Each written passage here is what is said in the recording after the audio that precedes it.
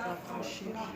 Peut nous affranchir. En d'autres termes, la vérité peut nous rendre libres. Amen. La vérité nous rend libres. Si quelqu'un a besoin de la liberté, il a besoin de connaître quoi? La vérité. Amen. Et c'est important. Et aujourd'hui, je voudrais vous donner partager un thème avec vous. Ce que Dieu attend de nous. Amen.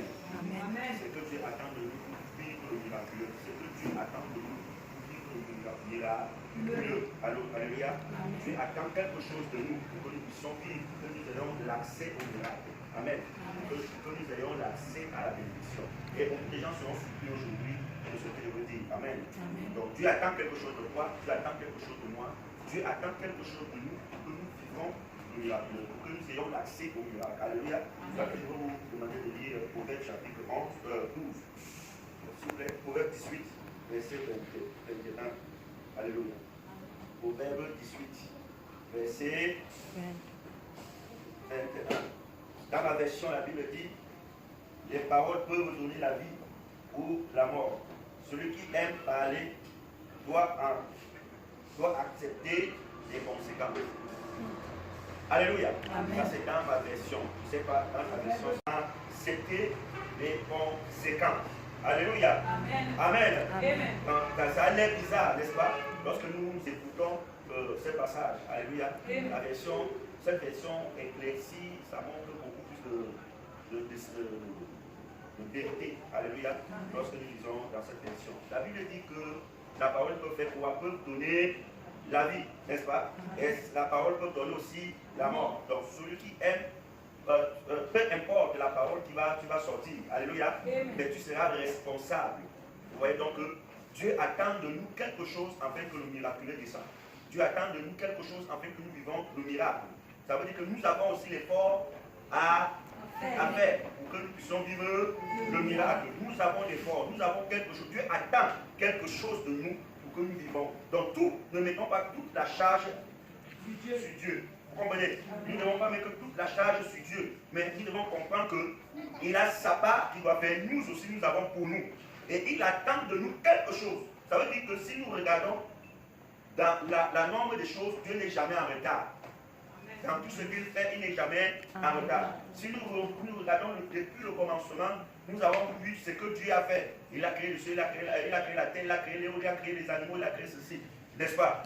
Ça veut dire que Dieu n'est jamais en retard en ce qui concerne de libérer la bénédiction. Mais en certain moment, c'est nous qui sommes en retard. C'est pour ça que la Bible dit dans le livre de Malachie, revenez à moi et moi l'Éternel, je reviendrai à vous. Ça veut dire, lui n'est jamais en retard, mais c'est nous. Mais nous ne pouvons pas comprendre que nous sommes en retard parce que à nous ne comprenons pas que nous avons aussi quelque chose à faire. Ça veut dire que lorsque nous disons que nous sommes déjà des enfants de Dieu, ces enfants, ça veut dire que nous avons déjà la conscience, n'est-ce pas? Nous ne sommes plus les bébés, nous sommes déjà les enfants, en d'autres termes les fils. Donc nous avons ce que nos parents, ce qu'on attend de nous, nous devons aussi unir les efforts afin d'encourager ce que les parents sont en train de faire, n'est-ce pas? Tel que laver le sol, puiser de l'eau, respecter les parents, faire ceci. Et cela va encourager les parents avec quoi? À t'élever de plus. Mais si tu deviens quelqu'un de têtu, quelqu'un de bandit, quelqu'un qui ne respecte personne, dans la famille ou bien dans la société, tu serais comment? Rejeté, éloigné, n'est-ce pas? Donc de la même manière, dans le spirituel, Dieu aussi attend quelque chose de nous afin de nous bénir. Parce que nous ne sommes plus les bébés. C'est les bébés qui attendent le lait. C'est les bébés qui attendent qu'on les lave. Les bébés qui attendent qu'on les donne à manger, n'est-ce pas?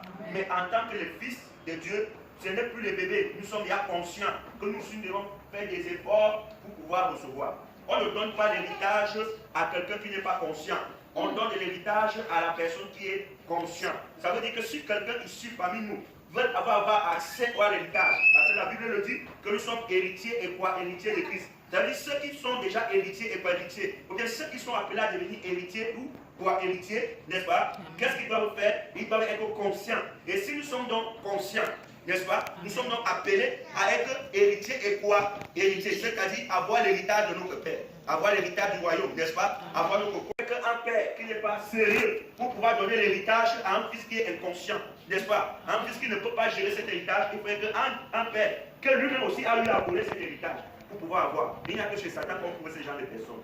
Est-ce que je parle à quelqu'un? Amen. Mais devant Dieu, il faut que nous soyons conscients.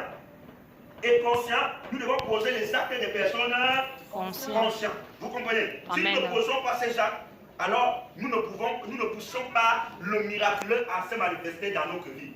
Alléluia. Amen. Alléluia. Amen. Alléluia. Amen. Donc nous devons pousser le miraculeux à se manifester dans notre vie lorsque nous avons déjà l'état de quoi?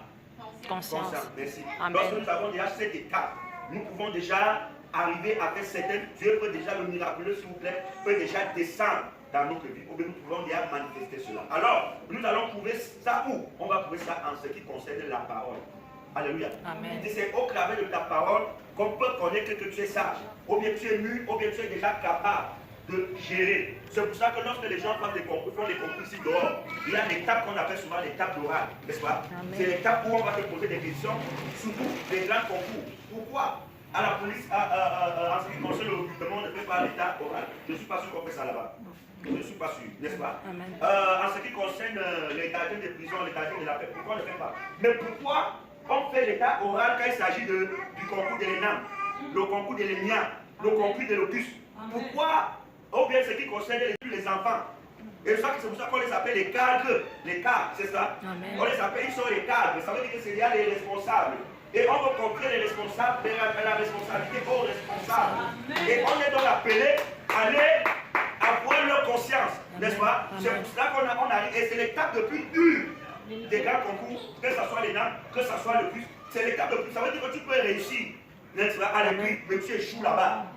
N'est-ce pas? Amen. Tu ne peux pas donner la gestion à quelqu'un qui n'est pas conscient, à quelqu'un qui n'est pas mûr. Alors, c'est au travers de tes paroles. On veut dire, on va te poser une question. C'est au travers de ta réponse qu'on peut déjà déterminer que cette personne mérite qu'on lui donne, on lui confie cette tâche. Amen. Ne mérite pas. Amen. Tout ça, c'est au travers de la parole. Alléluia. Amen. C'est pour ça que nous devons faire attention à ce qui concerne la parole. L'une des choses aujourd'hui, c'est que les gens négligent la parole parce qu'hier il a prononcé, il n'a rien vu. Ils oublient d'abord que la parole est une semence. Si tu ne comprends pas ça dans le langage spirituel, que la parole est une semence qui doit produire, ou bien qui doit germer, c'est ça? Amen. Merci. Amen. La parole est une semence. Si vous ne comprenez pas ça, il sera difficile pour vous d'avoir de l'impact dans le royaume, dans le monde spirituel, même dans le monde physique. Si vous ne comprenez pas que la parole est une semence, ça veut dire, si j'ai prononcé aujourd'hui, cela ne veut pas dire que ça suffit. Quelqu'un qui a un champ, on appelle ça quelqu'un qui a fait son champ village, n'est-ce pas?